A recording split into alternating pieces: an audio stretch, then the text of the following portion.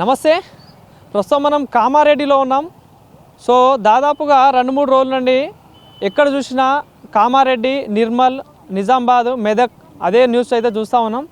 So మరి 2-3 రోజుల నుండి కురిసిన వర్షానికి ఒక విధ్వంసం అయితే జరిగింది అనుకోవచ్చు. ఆ విధ్వంసం ఏంటంటే వెనకాల చూసుకోవచ్చు.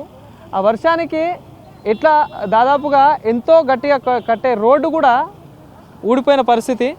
సో మరి ఆ రోజు ఏం జరిగింది, ఆ వరద ఎక్కడి నుండి వచ్చింది, ఎట్లా జరిగింది అని కూడా ఒకసారి తెలుసుకునే ప్రయత్నం చేద్దాం.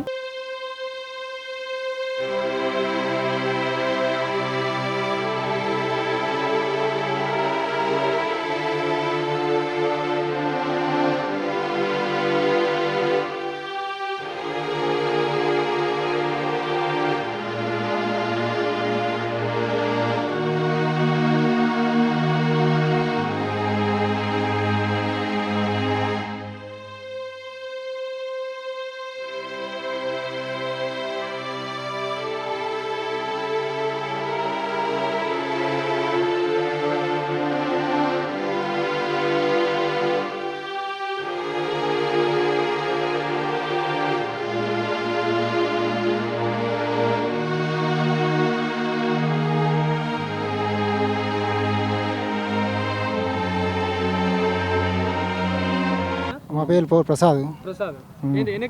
5 ఎకరాలు వేసిన కౌలుకే వేస్తాము. కౌలు రైతునే నేను, సొంత రైతుని కాదు, కౌలు రైతునే. 5 ఎకరాలు వేసిన. 5 ఎకరాలు పెట్టి నీళ్ళు పట్టు మొత్తం నీళ్ళు వారుతున్నాయి. ఇదే వాగు పంటున్నాయి, సేను ఇటే వారుతున్నాయి. ఇటు ఇంటికాడ కూడా మస్తు నీళ్ళు వచ్చినాయి. ఇంట్లో వీడియో కూడా తీసిండు.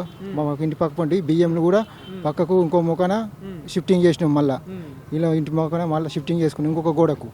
ఈ గోడకించి ఈ గోడకు షిఫ్టింగ్ చేసుకున్నాం. వద్దకు నీళ్ళు వస్తే ఇంటికించి నీళ్ళు పోతాయి. ఇలా వద్ద 5 ఎకరాల పొలం వరేసినావా? మొత్తం వరేసినాం. మొత్తం పోయినట్టే.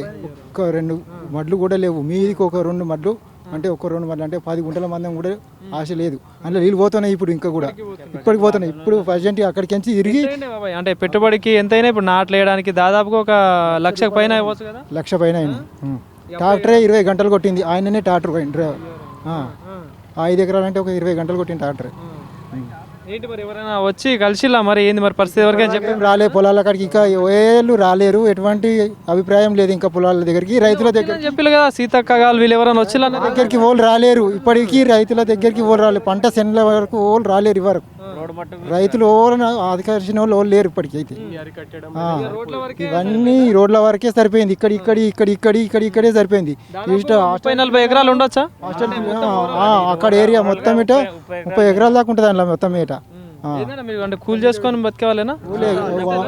కౌలు మీదనే వేరే చేసి బడాయి చేసుకొని బతికేటోళ్ళమే. ఎంతమంది పిల్లలన్నా?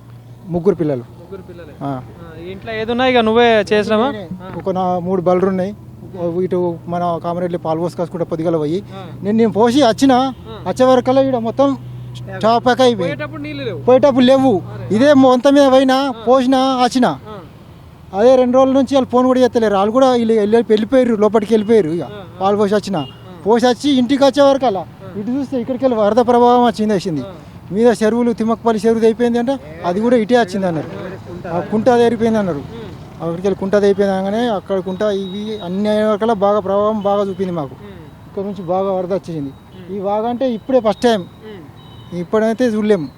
అది అలా అలుగు కూడా వెళ్ళలేదు ఇంకా చిన్నమల్ రెడ్డిది. ఆ అలుగు వెళ్ళింది ఆగే రాదు. నార్మల్ పోయేటప్పుడు డైలీ నీళ్ళు రాగానే అంత వరద చూసి ఏమనిపించింది?